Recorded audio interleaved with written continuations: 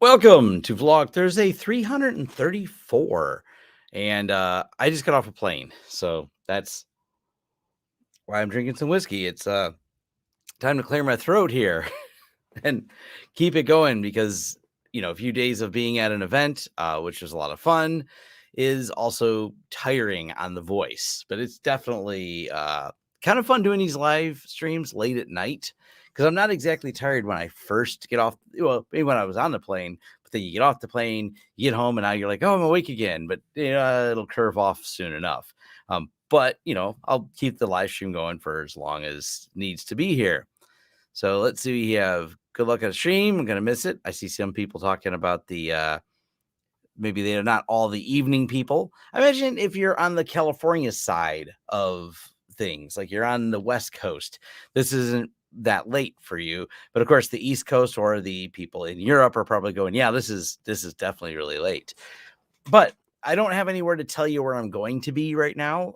So I can tell you where I've been, which was the IT Nation Secure. So I did that event. Lots of fun. That was a event that was, it's just a good time. And I had posted some pictures about it, but it's always just so awesome hanging out with people in person. I'd thrown a few things on LinkedIn. Jason Slagle submitted for a talk, and he brought along a couple of his friends, which is me and Matt Lee. We all had a really just good back and forth that we did. The crowd really enjoyed our talk. The feedback was great. So it's the same exact, but some new variation. And of course, because we don't read from a script, I can't say same concept as the talk that I've done before on How Would I Hack You. Now, this is a talk that was from originally CompTIA. Then the three of us did it together. It's on my YouTube channel with all the links and everything else.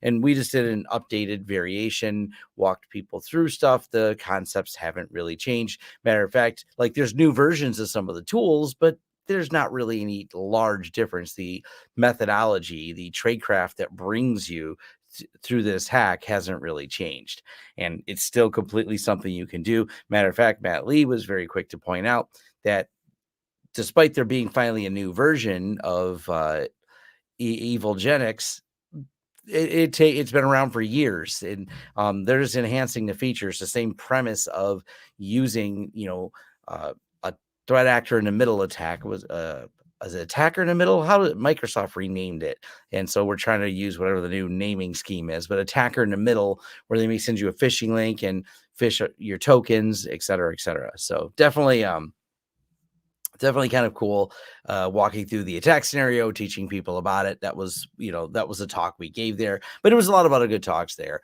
and getting to see lots of friends in person and things like that. That just makes it kind of fun, because it's sometimes is the after parties and get-togethers and gatherings with everyone that make it just that much more fun. So definitely some great people there, and definitely a great time.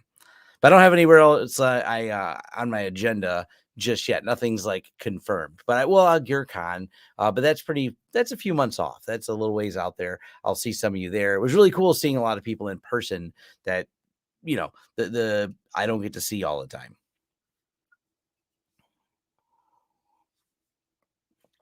Let's see here. So that was how IT Nation Secure was. Just absolutely great event. There was also, where else was there? Oh, so a couple interesting takeaway here I wanted to bring up. And I just thought this was really funny. And you can look up this person. This is Deviant, Deviant, Deviant Olam. And I grabbed on the plane. I was listening to Darknet Diaries. I'm like, oh, great, new episode. I want to listen to this. And I'm like, Deviant Olam. By the way, Deviant Olam was also the keynote at IT Nation Secure. You can also find, let me pull it up real quick. So I will make sure we share this with people. He's a physical penetration tester, and just pretty famous person. So when it comes to like lock picking, getting in places, and just lots of shenanigans. So there's a YouTube link here, easy enough to find videos. And once again, a great yes, even though we'll You can look Deviant up. Just check out some of the stuff talking about the stories, getting into places you're not supposed to be. Just one of those really good listens from all that stuff. So it was cool to hear him also on Darknet Diaries. But just great coincidence. I definitely recommend checking out. I'll throw a link to this. Yeah, I'll throw a link to this video, and you can pivot from here for all the other videos that you may be interested in from him. I might reach out. I think it might be fun to have him on the channel talking about how you get into these places and things like that. His Darknet Diaries stories were great. One of the things is he's got so many stories to tell. Like I don't need to cover any of the stuff that he already covered in Darknet Diaries. And by the way, what he covered on Darknet Diaries was not exactly what he covered at the keynote, and we ended up going over time, which was awesome because he just had more stories about physical penetration testing, how you get into different places. Elevator shenanigans was what he talked about on Dark Diaries. He knows a lot about elevators, which is really interesting and makes for a fascinating talk. Being a lot of places you're not supposed to be, as a paid red team tester is also just really cool. I see Brett has joined, said IT Nation Secure was awesome. By the way, because someone will ask, I'll say it early here in a video, is today we're doing some Angels Envy finish rye. I like to shout out to Jason Slagle. You'll definitely, maybe he'll pop in. I'm not sure if he's doing this or something else right now. He's still at the resort, so he's got another day before he leaves there. But he turned me on to this. I think it's the first time I'd seen it. It was probably with Jason, and so now I've bought a couple bottles of that. It's a particularly good good rye. Rye finished in Caribbean casks. So I don't know, whatever that means, right?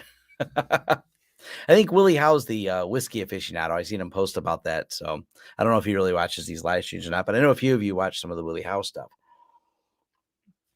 Now I do have a few reviews that I'm trying to finish. Now that I'm done with all my travels, I will be finishing up some reviews. So I have the Zima board. It's been running SureNAS for a little while. I got to finish some testing with it. That'll be done. I actually have it. It's in a box kind of off to the side here. I'm not going to reach over and grab it. It's a Cisco equipment. I've seen a few posts, people asking about the Cisco small business equipment. I've been using it for a while. I realize I've had this stuff for a while, and I've been just using it on and off in my lab.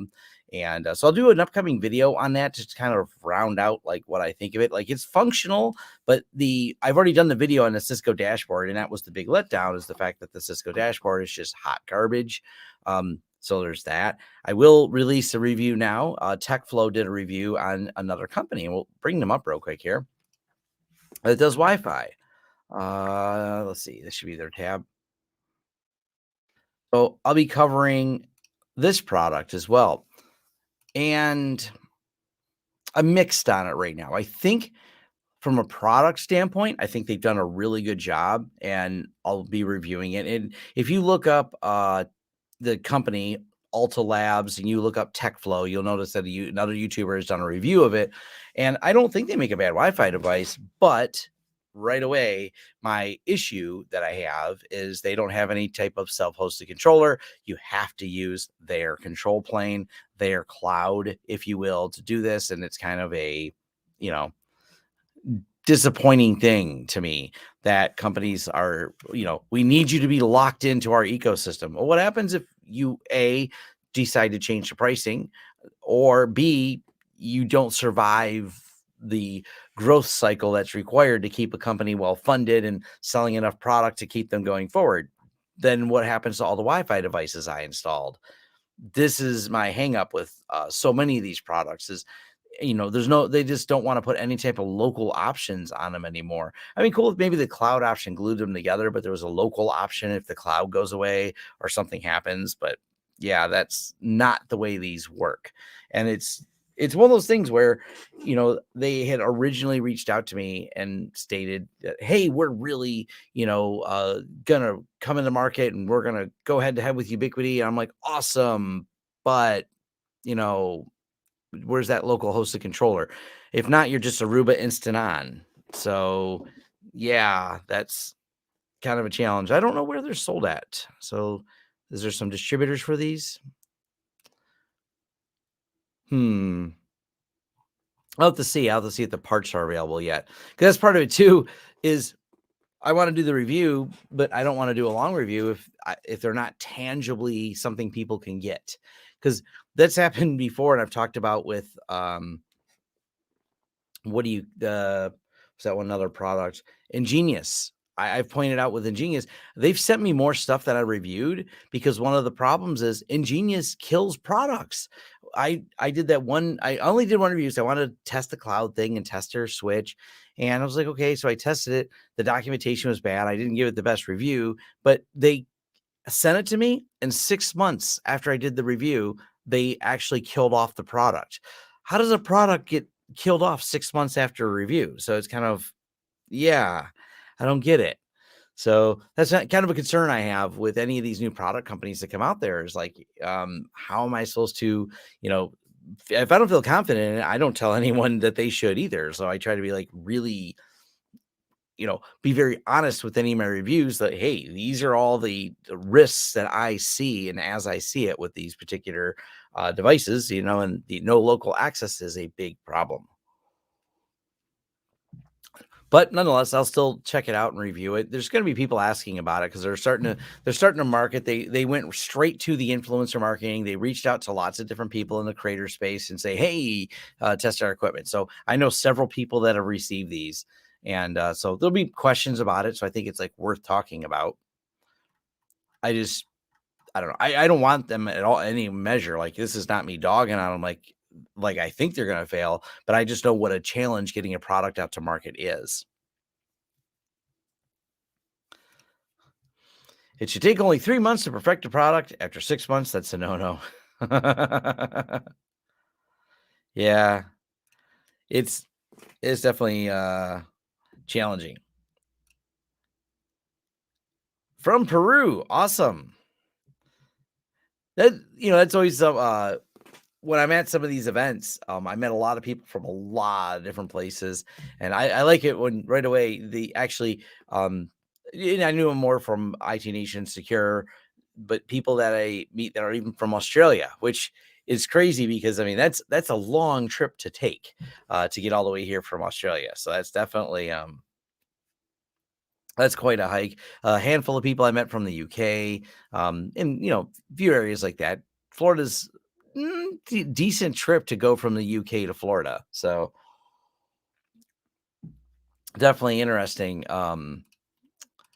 Meeting people who've traveled a lot further. It's like I think I'm spending too much time in a plane just going, that far. Like, oh, it's a couple hours in a plane. I don't like it. And I'm like, oh wait, they spent a lot more time than that in there.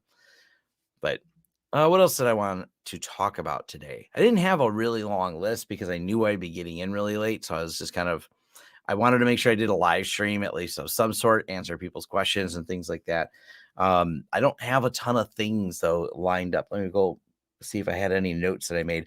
Oddly, there is no feedback. So the people who I always say, hey, you can email me at Vlog Thursday. I don't think I have any new feedback since the last Vlogs Thursday. Nope, none. No one emailed me, shockingly. But hey, that's life. Now we had a few feedback because it's kind of a similar box I put them all into. They all go into like one spot. For the Home Lab show, me and Jay, we both kind of took some time off for that. We're going to be jumping right back into doing the Home Lab show. So that's going to be next week. For those of you that follow that side, that hasn't happened in a couple weeks. So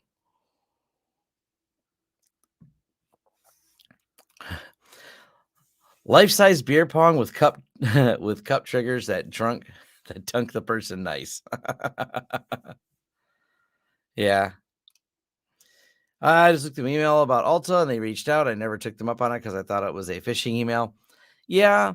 I mean, I don't know how exciting they are. That's the thing, Cody. Like, I don't think it's a terrible product. I think they did a really nice job on the UI. A lot of it that I seen, I was like, okay, this looks good, but the fact that I have to use their cloud controller just bothers me. So, have you done anything about low power virtualization for home?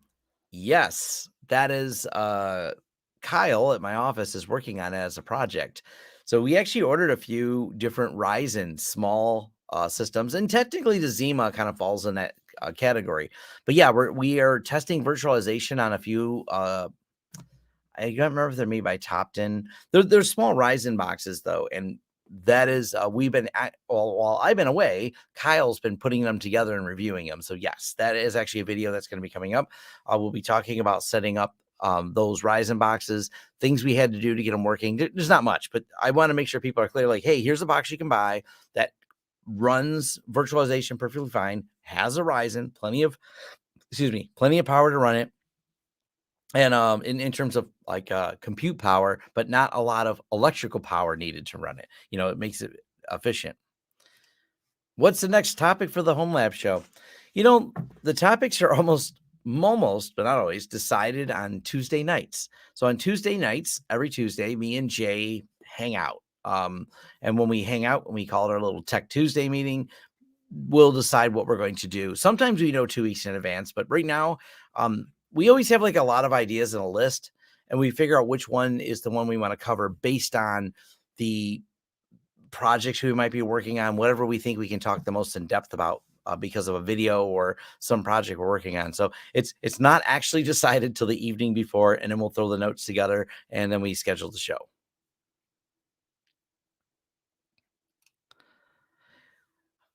I did think about emailing you how much wood would Chuck chuck. I would not have an answer. Yeah. You watch TechFlow's video on it. It's, exactly. Like, and he kind of glossed over. He's like, oh, cool. They give you a free cloud. Well, the problem is the cloud isn't free. The cloud, they got to peel off some money from the product that's being sold. So they have to maintain a level of product being sold to pay for the cloud. And if they run out of money and they got to call up some venture capital people, they're going, hey, we need some money. We got to keep this company going. They're going, charge for your cloud. That's what we think you should do. That's how so you can have this big pile of money, but here's some rules. You're going to have to charge for your cloud. You're going to have to do this. You're going to upsell this in this way. And that's the problem I run into with these companies. Greetings from Singapore. I'm currently in the midst of learning how to do penetration testing. How do I properly learn how to properly do a Windows system administration? I to really go wide on this. It's one of those things. Where is it called? It's a pay as you go. He's got this, which is great.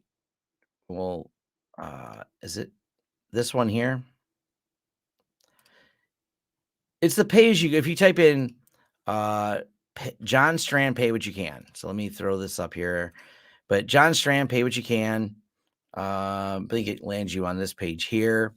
He's got classes on doing all the testing and things like that. So sock skills, just some really great stuff here. So check out John Strand, Strand.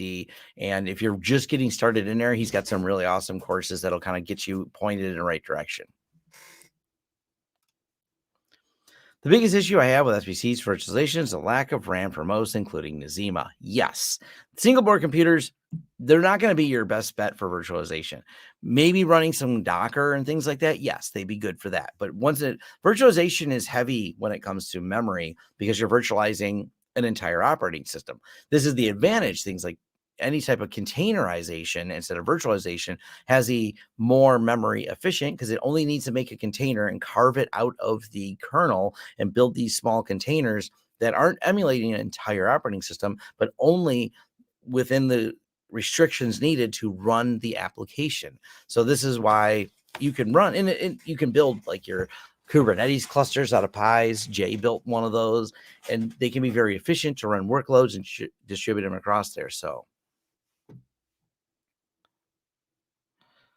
yeah, and it's I guess it might be a video series. It's basically me just testing some stuff, telling you how much wattage is used for those devices, and telling you what we've tested it with and how it works.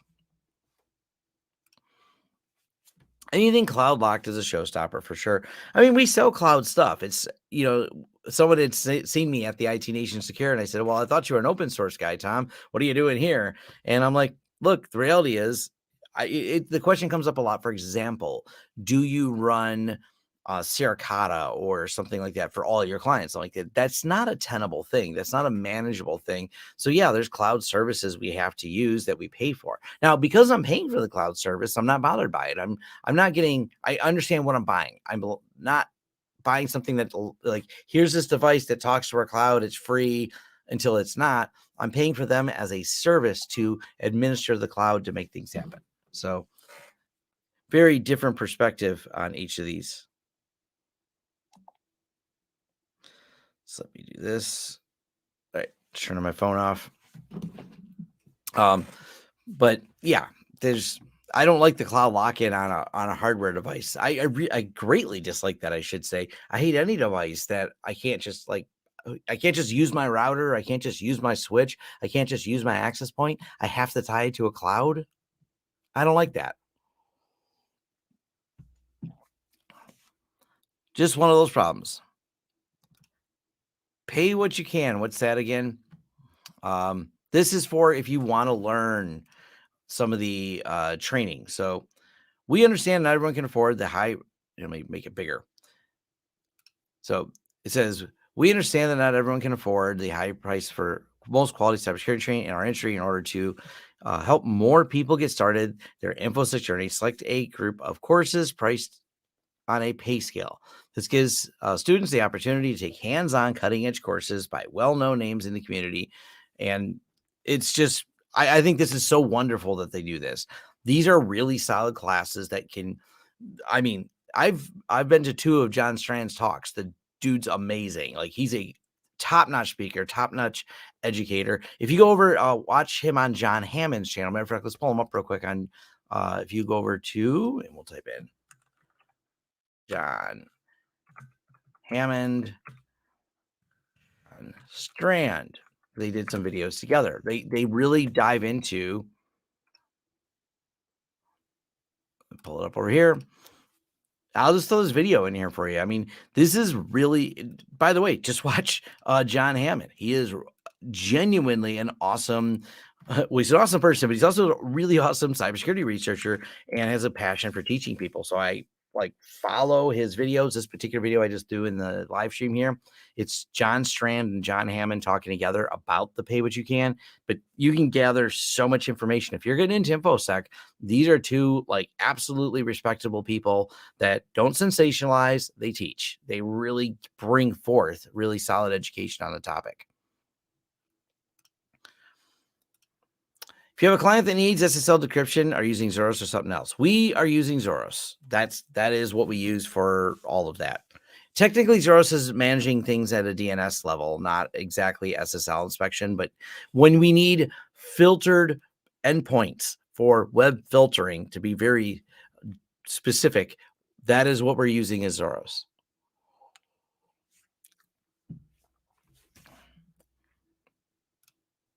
TCM Security Academy. I have not done TCM Security. I can't speak to him, but Cody's a respected YouTuber as well. So I'd actually listen to Cody as well. He's got another suggestion out there. Have you seen self-hosted AV servers like ESET? Curious what you think of this and security implication or not. I don't know why I would want that. AV is like the weakest link. It's something you kind of need. But like we use Sentinel-1 and Huntress. Now Huntress is endpoint detection response, EDR. So it's a more advanced system. And Huntress is manned by threat intelligence people 24/7 doing really smart things, looking at intelligence data, which I want to do some new videos on how they do that because it's really interesting. And then Sentinel-1, same thing. We use what they call Sentinel-1 vigilance. That gives us a team that monitors and then takes action on different things they discover and investigations. That's what you need today in modern security. AV is just not going to cut it. It's just not enough. It's not going to. This is why even insurance companies, if you're in the business world, your insurer, like if you're a law office, you're an accounting firm, they're going to tell you need. They now call this out. They're like, you need an endpoint detection response. They don't say you need antivirus. That's not enough. They're like, oh, you need that too, but if you want to get a policy from us, like a cyber insurance policy, you're going to need endpoint detection response. You're going to need these more advanced tools on your network in order to get a policy.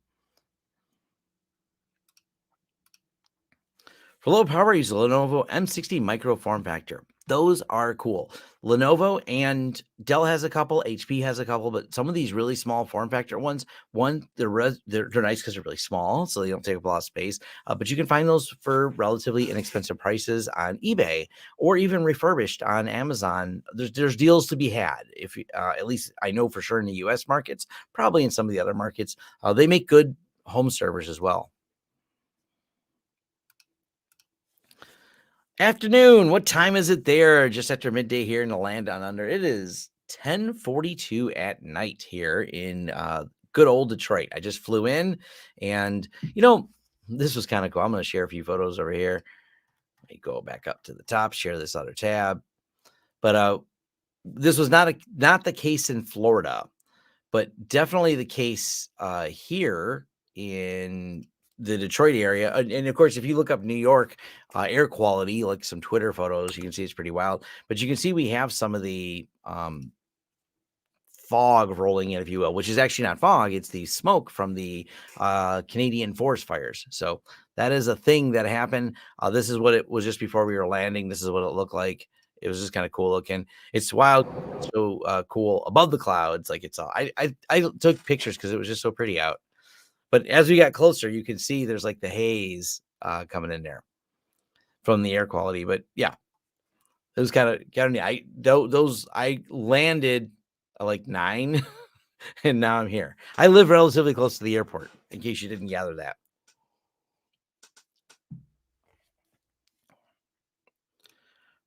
Project Tiny Micro is good if you're looking for those small 1L units. Say Project Tiny Micro. Let's look that up real quick. Project Tiny. Someone has a Tiny Mini Micro. Oh, okay. Yeah. Serve the Home has this. Well, they've done share this tab instead. Bring it up. Serve the Home has an article on this. Introducing Project Tiny Micro Home Lab Revolution. These are just neat. Patrick is great. He's got a video on this. Like I said, you can find these. Now, there's actually some dual network cards you can get for these too. So that way you can actually have a couple network interfaces. I think there's ones where you can have the onboard and then a dual card you can get in. I believe that's with the Dells. Correct me if I'm wrong on that. But some of these do have the ability. They're kind of small. They're not necessarily normal cards that go in there. But then you can have something that has the multiple network interfaces. Please don't, unless you just have to. Please don't use USB network interfaces. They're the source of a lot of forum posts where people are talking about all these network errors. And I learned right away what network interface using. Oh, I plugged these USB dongles in, and I'm like, well, that's probably why you're having so many network problems. Don't do that. That's from Serve the Home. Yep. Forest fires go burr. Yes, they do. Now our air is being polluted by the Canadians. We're supposed to get some rain, which is good because that'll put out the forest fires. We don't need that. We have the same problems. I think it was was it last year or 2 years ago? We had some forest fires in northern Michigan. Much the same thing. You go too long with a drought and lightning strike is, I believe, the cause of some of these. Occasionally the cause is someone just being incredibly stupid and ignoring all the signs. A little Smokey the Bear going fire risk high, and they're like, oh, I'm gonna light something on fire, and yeah, doesn't go well. All right, what are the other topics here? Because I'm completely winging it here. Let me pull up my little vlog list to make sure I talked about everything. I didn't really put much in here. Yeah, because the topics last week, the last email I got was the person, asking about the DMARC. Why doesn't everyone set it up? And that came up. I was at one of the talks, and that had come up of why don't people set it up? They go, well, it's not everybody's to-do list, which is exactly what I had said when someone asked the question of why email didn't always have some of the extra features set up. And I'm like, your to-do list is driven by what's broken, not what you want to get done. And sometimes when there's too much of one thing, then you're like, I'm going to keep doing the things that are like stopping work from happening, not the ones like, it's a good idea to do that. I should do that now. So Canadians had to be mean to others at least once in their life. I think and maybe Cody, because he's from there. Maybe Cody can comment to this. I always heard the Canadians like channeled all their meanness into their geese. So they're not the most polite animals. Like Canadians are always polite, but the geese not so much. Like they're not known for their their nice temperament. So let me know if anyone can comment on that. I don't know if it's true, but it feels true. What else do we have here? I should do some. I'm back over on this topic again before I close the tab. I should do some of this. I, I haven't done any courses in a while. Like I suppose I'm just like reading stuff, but I've seen John Strand talk, and maybe I should just go grab and do one of these courses. It might be kind of fun. Sock core skills with John Strand. Complete list. The other problem I have with pay what you can, I got money, I can pay a lot. Does that maybe that's what I should do? Just like drop a lot in here. I don't know. I don't. I'll daydream about this. I have some things I need to change, and these geese are a-holes. So okay, Cody, we have a Canadian confirming it. They channel all their energy and all their bad energy right into their geese. Before I wander off here, because I'm not going to stay up too late, I do have at least some funny shenanigans, which includes I'll be working more with the people over at whoops, wrong tab. Share this tab. MSP GeekCon, which of course Goots is kind of their mascot. Now Goots is nice. Goots is not a goose. Gooses are mean, but Goots is not mean.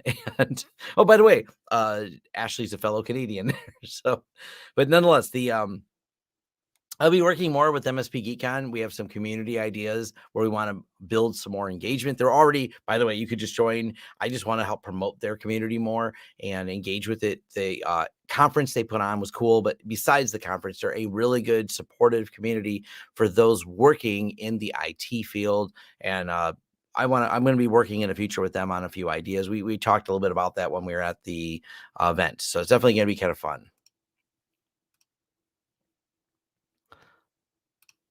I was 10 years old when I learned you can configure a Linux server for YubiKey authentication with PKS 11. Yes. All I have to say about the smoke from Canada is sorry. That's the perfect answer. Buy me a coffee icon for some OSS websites. Yes. You should learn some penetration someday. Yes, one day I will take the time to learn that and be better at it. I'm very like I get the concept. I actually participated in one CTF at a location with friends. I was the least hacky person there, but I was so oddly the first one to get a flag, which was so funny because I went for the most obvious dumb things. And they went through complicated things, thinking everything should be hard. And I just went through a couple dumb things and got a flag like right away. That's the only flag I got, by the way, was because something dumb I found and I got the flag, but it was downhill after that. Like I didn't get another flag. They beat me in the end. I was just excited to be first because I look for obvious things because I'm not particularly good at it. I don't know if I have time to I think pen testing's awesome. I have friends that do it, friends that play capture the flag. It's great. It's a great exercise. I just never play it. Never got into it. It doesn't, I don't know. I don't feel good enough to do it. So I just kind of skip over it. Maybe one day I'll go, this is my new hobby for a little while and I'll dive into it. But I don't know exactly when that will be. When I find the time. But that's I don't know. Might be something I do. The Goots logo, though, the mascot of MSP Econ, did make it up on stage with us. So there's that. I probably could show all these photos. I don't think there's anything here I can't show. Oh, so if you want to know how, this is us, but if you want to know how we prepare, what else is hiding behind the podium there? Here's another close up of it. We actually had and this is definitely a Jason Slagle thing is um bringing out a few drinks. It kind of, it just lightens the mood when in a essentially like a business conference that three guys get up there and pour themselves a little bit of whiskey and such to start the talk. It's definitely sets the crowd at ease. Like, okay, these guys are about to do something fun.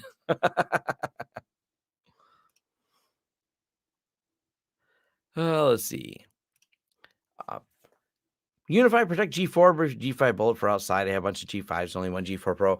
I don't spend as much time anymore with the UniFi stuff, so I'll have to kind of dig into that and look at the specs on them. When UniFi was really struggling, if you will, to keep inventory up. We just didn't sell much of them, and we really doubled down on Synology. We have sold a lot. I mean, a absolute ton of Synology units lately, and it's for lots of surveillance systems. It's such a good platform. It works so well. There's so many different types of cameras, and it's available. And that means I'm not spending as much time with Ubiquiti stuff. I want to do a Synology versus Ubiquiti. Ubiquiti's been increasing the features. They keep updating the software. I think they're doing a nice job, and I think it's a good platform.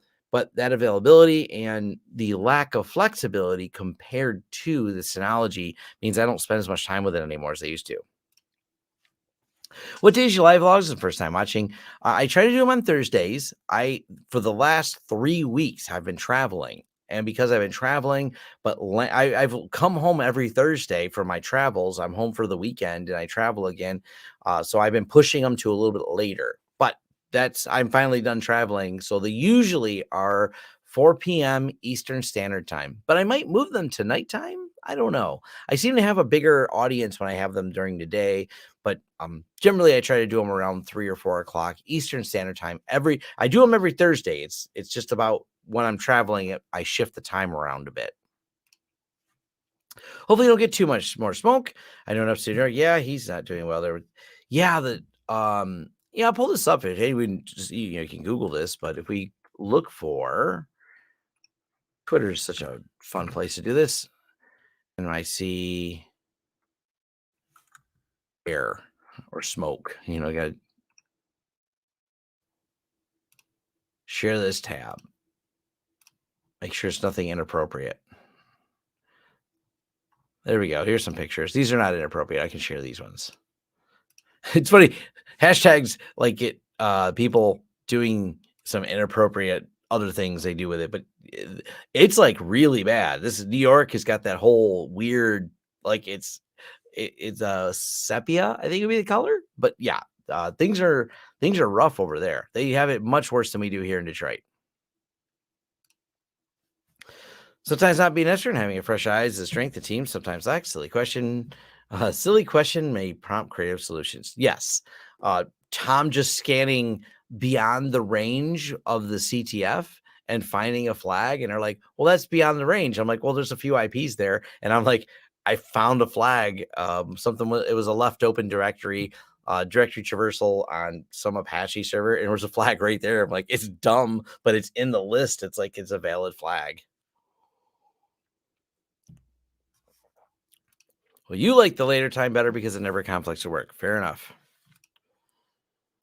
Yeah, the interesting thing, maybe I should rotate when my videos are because it's going to be a different audience. The audience I get during the day, it may not be the same audience I get if I do at night. So maybe I'll start rotating back and forth. I'll do like a morning one, then I'll do an afternoon one, then I'll do not all same day, like every other week I'll rotate. Doing 3 live streams a day, at some point I got work to do. And I would definitely cut into my video time to start doing that. You know what? I like the live streams at night though because I'm at the end of my day. I have realized for myself my most creative time is not necessarily after 10 p.m. or 11 p.m. at night. Maybe I'll do some functional things, but I'm not always doing the creative things. I'm feel like I'm the most creative or most productive when I wake up in the mornings. Most of my videos are actually recorded earlier in the day. That's why they get an afternoon release when you'll hear me say like this was recorded on such and such date, and you're like, hey, that's today. But yeah, I woke up early. I jump right in, start putting the video together, and then I do the editing work, and then boom, I get the release done before the end of the day when I do a video. You can do multiple streams a week. You already have the Jay with show Wednesday morning, so you just need to pick a new time slot, perma evening and perma daytime. Yeah, maybe I'll just do more live streams. They're fun. If I keep them in half-hour chunks, I don't know. Does it annoy people to do a bunch of live streams? I don't know. Like, I don't want to just pepper it with live streams because they're not. It's more. I feel like they're more rambly. I'm not scripting this concisely where I go, we're going to walk you through a tutorial on how to do this or how to do that. I feel like I'm just kind of babbling on about things. And I don't know. I mean, I have fun doing it. I love the interaction. I love answering everybody's questions. I don't know if I want to do that all the time. 2 live streams a week seems pretty good. Grab a drink and enjoy. Name your poison. Yeah. Funny thing in UniFi and a G4 has 1 gig RJ45. G4 dome has 100 meg RJ48. Did not. Yeah, that's something that confuses people sometimes. But when you think about it, you don't need a 1 gig internet connection to watch Netflix at 4K. You can do it with a much slower connection. There's a lot of people that make the assumption or the reach, or probably just assume because they're not really putting the math together on it. Going, oh, that's weird. Why does the camera only have a 100 meg connection? Because that's all it needed.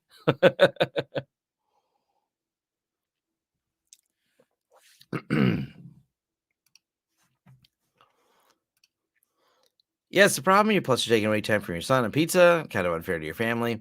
My family's asleep right now. My son's asleep. My wife's asleep. So, well, my other kids may not be asleep. They may be doing other things, but none of my other kids live here anymore. There's 5 of them all together, for anyone wondering. But Marcus is my youngest, and he still lives here with me. The other ones are older, and they all have their own houses and moved out. They all live in the area, though. Actually, here's a guessing game. Type the number. How many grandkids do you think Tom has? I think we brought this up before, maybe, but that is a thing. Help solve a discussion. Is Radius a dying technology? And if so, favor of what? Radius is not a dying technology.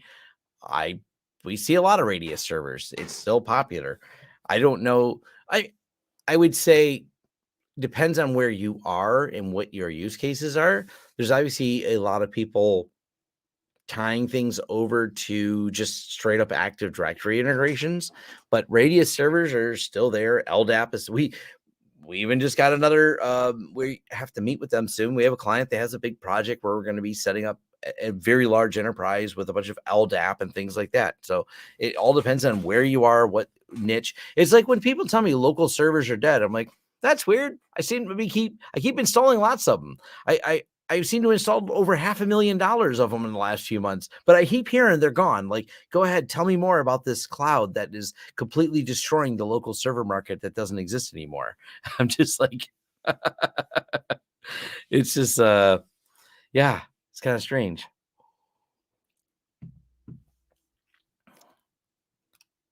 5 is the number. I see the number here.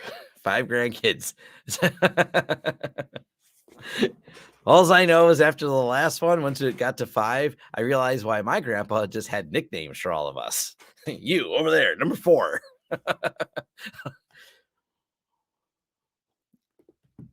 Am I old enough for grandkids? Yes. I thank you for the kind words to think that this gray may have just happened at a young age. Or the fact that I can stay up past 10 o'clock, or it's actually 11 o'clock p.m. here in Eastern Standard Time. So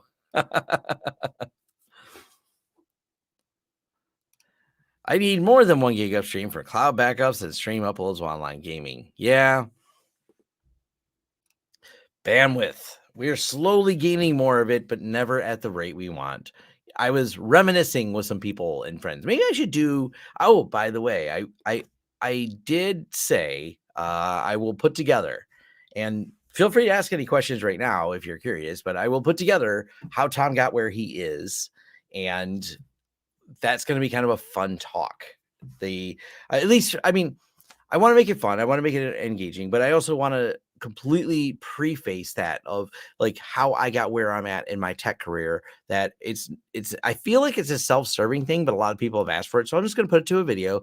I'm going to keep it brief, but kind of walk through how did I get started in tech?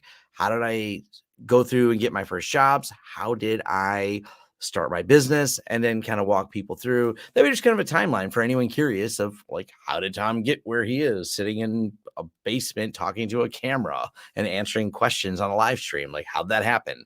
I have no problem talking about it. I always feel those videos, because they're not tutorials or not educating, but I think there's maybe some value. I'm personally always curious about people's path. When I was at IT Nation meeting with people, like, oh, how'd you get here? What'd you used to do? And those are always conversations that I'm having that are just a whole lot of fun.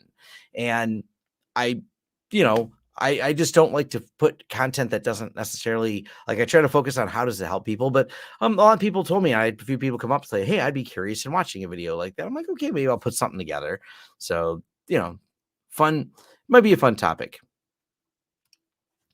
Radius servers are amazing. We use it for centralized users, network devices, so we don't need to create them on every device. Yes. After a lifetime in IT, it's the camera makes me look young. 30s.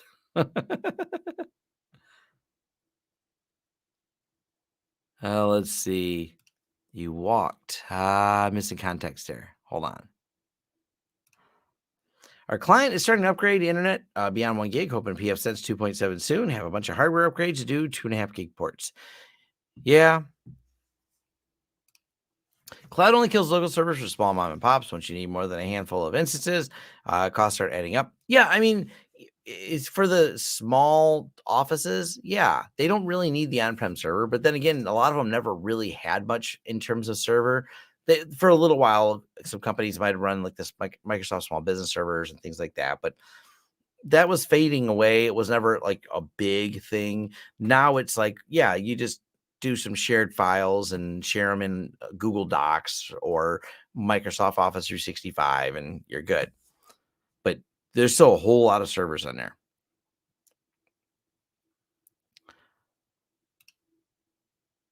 Radius for upgraded Horizon environment. Okay. I'm pretty sure my Google Fiber off 2 gets symmetric. Nice.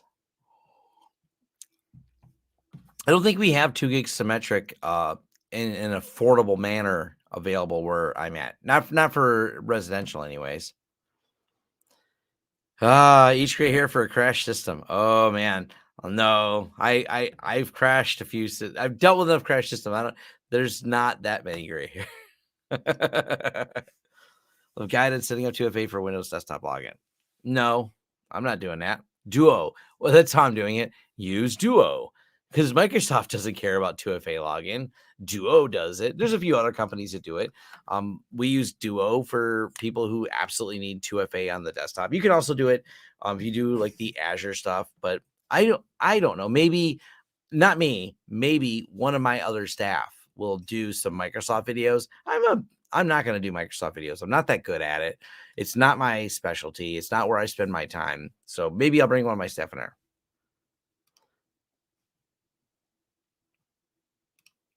Oh, you walked to the desk. That's how you got here. Yes. Yes. Google Fiber 2 gig is still 1 gig up. Okay. I think we can get 2, 5, and 10 residential here. They recently added 2 plan. Think more. Where is there that you're getting that fast? It's great that you have it. Just curious where there is.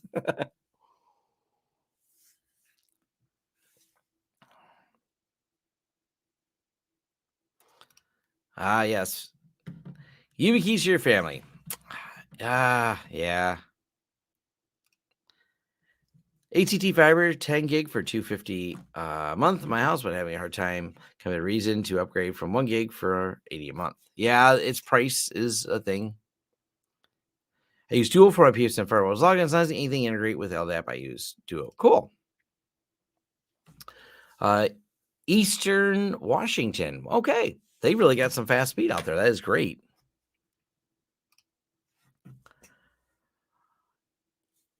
What is your daily driver computer? And So I don't know. Well, I have two. I have a laptop that I forgot what model it is. I It's a Dell. I don't think much about it though. It's not really a daily driver. It's like when I travel. The system I'm on right now is, I'll just pull this up because it's easier. Present, share screen. Where is it at? Probably that. There we go. How do I make, if I shrink this, I think it gets, oh, I need to make it about that big. There.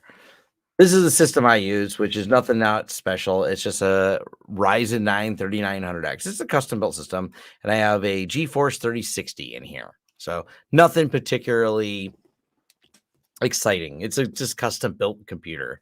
It's the one that I use for all my editing and stuff like that too. So, what's your biggest IT blunder? Ever removed a whole VLAN from a switch thinking you were on a specific port? This guy has. I blew a fuse and blew up a bench. So that's among them. You know, let me see if I can pull up a picture. Now, I don't have a picture of me actually doing it because this happened in the 90s, but old computer case. Gotta find the old computer case. And there's a thing I want to point out inside these if I can find a picture of it. Where would be the old? This is actually what gets funny. I say old computer case, but what I see here, what is considered old apparently by a Google image search, is not as old as I would like. So, old computer case power. And these are still not as old as the one I was working on.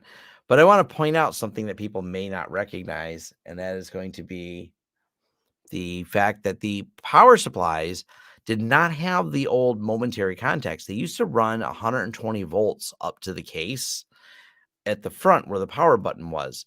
And when they did this, you had an opportunity to do something stupid. The floppy drive had screws in it, floppies from how the 90s, and I decided I could get the screwdriver between where the 120 volt connects and it wasn't shielded. And I sparked it and sparks flew, burnt the screwdriver, burned out other stuff on the bench, made a big mess. So that's one of the dumb things I did that still remember. Like I didn't hurt myself at all because the screwdriver handles are plastic. I'm like, I'm gonna poke this in there and pop, and you're like,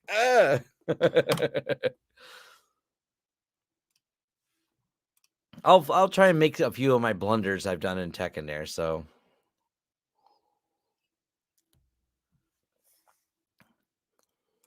hardware and software, I meant to write. Yeah.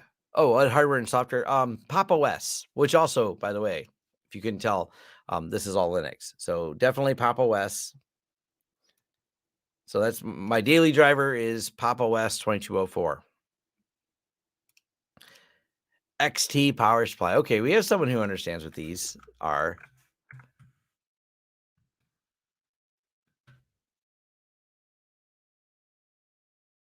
Where's the I want to find an image of this. I'm trying to find to show people how it gives you hope that you could get the screwdriver between there, but it doesn't fit. Well, it was fit. It's like I kept thinking I played the game where you play surgery and things like that. You're like, yay, I could do that, but yeah, no, that I screwed it all up. First computer I worked on when I was a student tech in college is a brand new G3 Mac that was shipped with a set for 220 instead of 110 and killed it instantly. Woo. Yeah, good old XT power supplies. Thank you, Salvador, out in the garage. Blunders. I rebooted server during business hours. That happened. Yes, I did that to my own company. I did that 2018. I rebooted. I was like, I updated the wrong TrueNAS and rebooted it while all the virtual machines were attached to it as a storage target. So that was bad. Ah, yes, like discharging a flyback. That too. That is that's 2007, Tom. I had electronics computer repair store back in 2007, so somewhere I will dig up a picture of that. I'll throw those pictures in, right? That's actually one of the things I want to do. I mean, I started my tech career all the way back in 1995, and I do have some photos going back all the way to 1995. So I'll throw those in kind of to walk through the journey of things. That makes it kind of fun. Like, hey, here's me doing this thing way back in 2000, whatever. Matter of fact, I will make sure I throw in a picture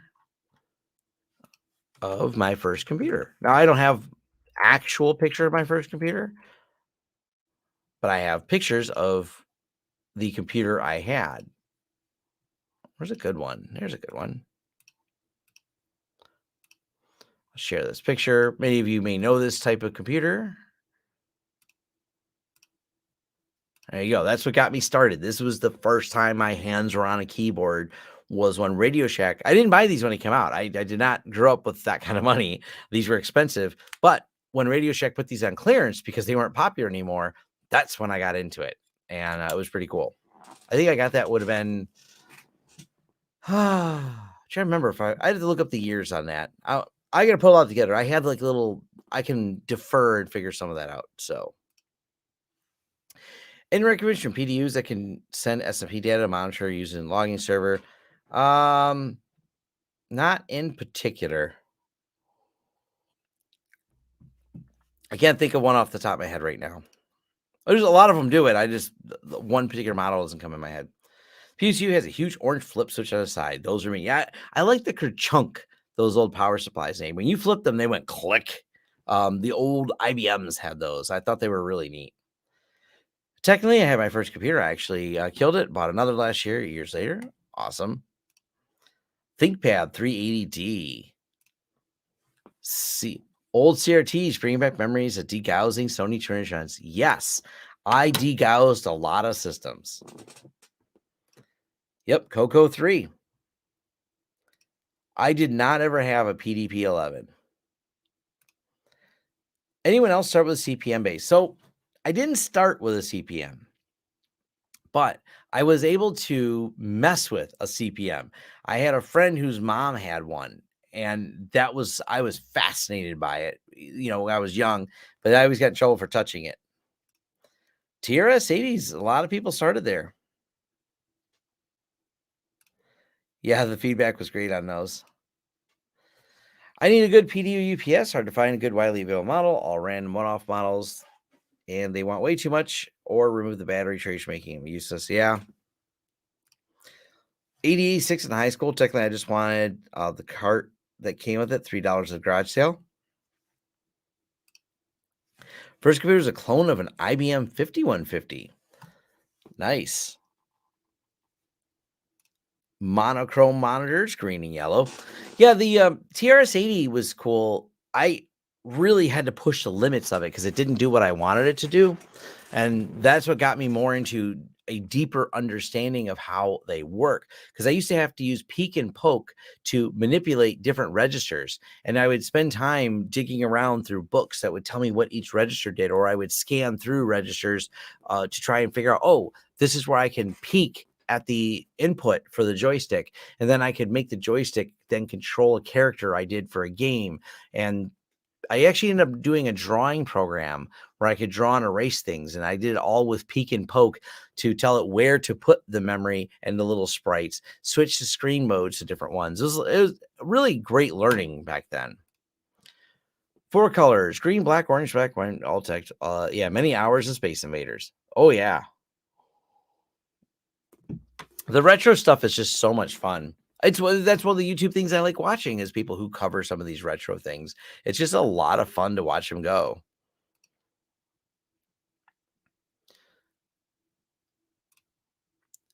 So these are, I'm going to share this tab. I had these books like this, Your Color Computer 2, Getting Started with Basic. Like I read this book cover to cover. I do not have it anymore, but man, I thumbed through that book so much. It was my guide to life at the time. I was so fascinated by it. Radio Shack just like dumped all this when they were getting rid of this because like the newer IBMs and they were getting into the Tandy 1000s. They're like TRS-80, this is old stuff. And I'll never forget the guy's name. He was Daryl. Daryl would save all the stuff they were like going to get rid of for little or nothing. And he would call my mom, and my mom would drive me all the way out to this particular Radio Shack where Daryl would have the stuff setting and sell it to me for really cheap. Kids these days don't even know how to use a file browser. Remember CGA? Vic 20 on loan from a teacher wasn't a bag to code on. Yeah, there's all kinds of neat stuff. Because actually, there was the Coco 3, and then I'd found in the trash, I think, someone had thrown out one of these. I had this one too. This was the one that was I had, but this one didn't last long. It ended up dying on me. I took it apart and fixed something on it to get it working. I don't remember what I had to do to make it work, but this one was so hard to type on. This keyboard was terrible. It was just really, really bad keyboard. Yeah, I learned basic on the color key, thing. I never learned OS 9. I never got good at OS 9. I had OS 9 as well, but I never really I didn't have a manual on it, so I just poked at it and didn't completely understand it because none of the documentation I had was for OS 9. Which I was OS 9 ever popular for those? Let me look that up. I don't know. Eventually both of my other one died too, and then I didn't have a computer for years. That was kind of how it ended until I got back into it. There's gotta be someone who has a history of it. Oh, there is. I like this. Exploring 1984 OS 9 on a 64K TRS-80 color computer part 1. Oh, man. You know what I'm gonna do when I'm done with this live stream? I'm gonna read all of this. Yeah, when someone says, "What's Tom doing after the live stream?" He's just reading a bunch of old books on OS 9 because that's a hobby. Sinclair's the 80. Yeah. I love this old stuff. There's such a joy I have for a lot of it. I wouldn't say kids these days. The reality is, there's never been any more than a small subset of people who want to do something that is in depth, as sit at the terminal and really. I mean, how many people want to take the time to use peek and poke to pull through memory registers so you could figure out where to put sprites on a screen or how to read an input of a joystick? It's just not something I would expect that people should know. But for those that have the passion, I like that the opportunity was there. I was lucky enough in being in the right place at the right time to be able to have access to these things, because Radio Shack's clearancing them, and I was able to get a bunch of books, and I had the absolute desire and curiosity to do it.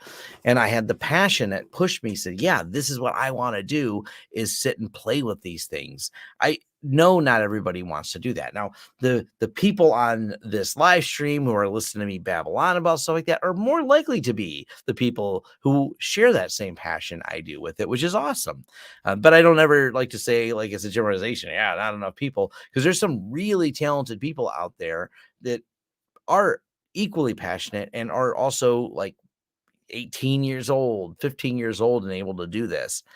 The goal is to get them not to be like lapsus and hacking things in a terrible way, but to actually apply it in a more creative and fun way. But if you go to big hacking events, I mean, there's plenty of young people there that are absolutely killing it and doing it. But the average person never was that deeply interested in these things. Which reminds me, when I used to use the net send command to spam every PC at school district in high school. Oh, yeah, yeah, yeah. The shenanigans there for sure. Huge variety of systems back then. The BBS experience was on Tandy Model 100. Yeah, the BBS stuff back in the day. Ooh, yeah, the Cyrix processors. Yes, I worked at a computer store, and we used to sell Cyrix processors.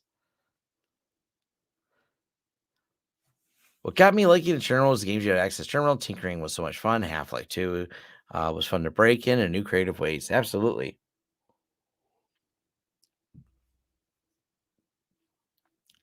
Oh, trust me, there are plenty of trailblazers out there. There are people that are doing amazing things. And you look at Jeff Geerling. I mean, he's granted he does a lot with these single board computers, this Raspberry Pi, but there's plenty of people out there still trailblazing and doing really fun and interesting things. I you if you feel like you're in a spot where you don't see those people, just move to a different spot. You just have to figure out where they're at. Hacking conferences, one of the reasons I still love them today is that's where you find the people doing the next level of innovation, doing something really interesting, the hardware hackers, the people who are in the maker spaces. They're really building some cool things today. CYRIX CPU. We'll pull these up because I wanted to see some of these. This is the one I remember the most. The shares tab instead. The DX2, that was the one that I remember selling when I worked at a computer store. I used to work computer trade shows and we'd sell stuff. And yeah, the Syrix 6X86, they were such a cool company for a while. They were just doing some neat stuff. Heatsink is required. It wasn't implied back then. But the Syrix chips were pretty cool. They made some neat stuff back in the day. I'm sure there's probably I remember watching some history of what happened to them, but yeah.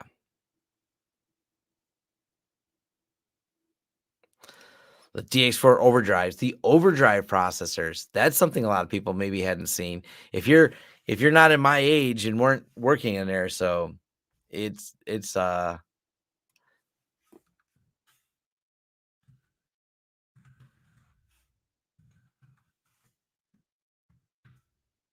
this the overdrives. Yeah. These overdrive CPUs are cool. It was just so different back then. And look, there's an entire there's a video on it. So yeah, between reading the where'd it go? Between reading this, which is now in my bookmarks, and watching the history of the overdrive CPU, I got plenty to do tonight. I'm not going to bed for a little while.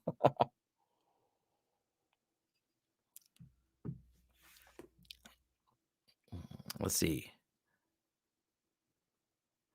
Oh, and the math coprocessors are in there for sure.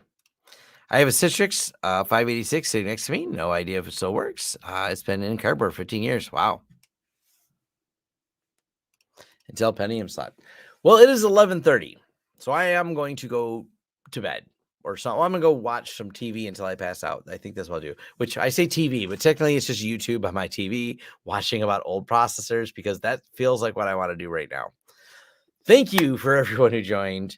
I need to stop drinking. I need to lay down and watch some classic, old school processor stuff. And it's just great having all of you. I see there's 60 of you on this here. Thank you for joining. Leave comments, email vlogthursday@lawrencesystems.com. If you got questions, I like answering them here on the show. I don't know if I'll figure out my rotation if I want to do some of these at night, keep doing it during the day at 4:00. I'm not traveling for at least outside of like recreational traveling. I don't have any more events that I'm gonna be at anytime soon besides GurCon, but there'll probably be a few more.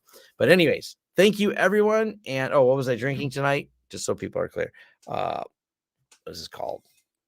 Angel's Envy. So if anyone's curious what Tom was drinking tonight, usually it's Jack. I'm all out of Jack, and I got this, so it's pretty good. All right. Thanks everyone, and take care.